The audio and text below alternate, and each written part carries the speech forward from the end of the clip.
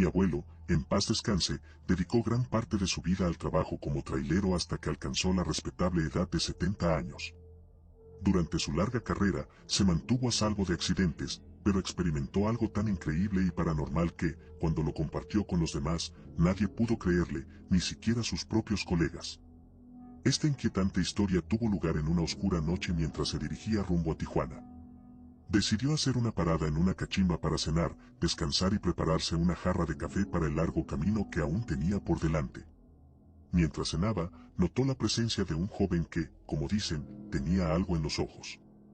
Durante una conversación con la dueña del lugar, ésta le contó que el joven había llegado recientemente desde Sonora donde había sido asaltado y estaba tratando de reunir dinero para llegar a Tijuana y luego continuar su viaje hacia Estados Unidos. Había estado ganándose la vida limpiando los trailers que llegaban al lugar. El joven le pidió un aventón a mi abuelo, pero él solo terminó su cena y continuó su viaje sin responderle. Sin embargo, a medida que avanzaba por la carretera en la noche, un olor putrefacto comenzó a llenar la cabina del tráiler. Mi abuelo, intrigado y alarmado, disminuyó la velocidad y buscó la fuente del hedor. Finalmente, encontró una bolsa de papel llena de vísceras de res podridas en el interior de la cabina. No sabía cómo había llegado allí ni por qué de repente comenzó a oler tan mal. Cuando se disponía a arrojar la bolsa por la ventana, algo captó su atención. Desde el rabillo del ojo, notó un movimiento junto a él.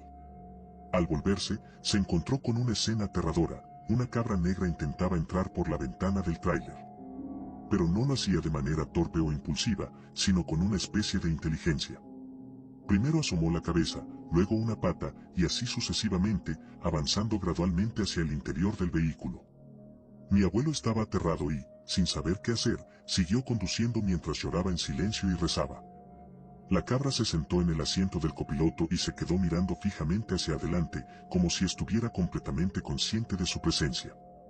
Cuando mi abuelo intentó ajustar la radio para buscar ayuda, la cabra comenzó a gritar con una voz aterradora y a resoplar como si intentara disuadirlo. Las horas pasaron, y mi abuelo continuó conduciendo en un estado de terror paralizante. Estaba empapado de sudor, temblando de frío y con los hombros tensos de la tensión. En algún momento, se encontró con un taller a lo lejos y estuvo a punto de pedir ayuda, pero la mirada de la cabra le decía que no lo hiciera. Finalmente, a unas pocas horas de llegar a Tecate, Baja California, la cabra dejó de gritar y, lentamente, comenzó a retroceder y salir por la ventana. Mi abuelo, agotado y traumatizado, cerró la ventana y detuvo el tráiler en una acotación. Perdió la noción del tiempo y quedó en un estado de shock. Fue horas después cuando una patrulla se acercó al vehículo detenido. Al ver a mi abuelo en ese estado, pensaron que estaba muerto. Sin embargo, lograron despertarlo y él compartió la increíble historia de lo que había vivido.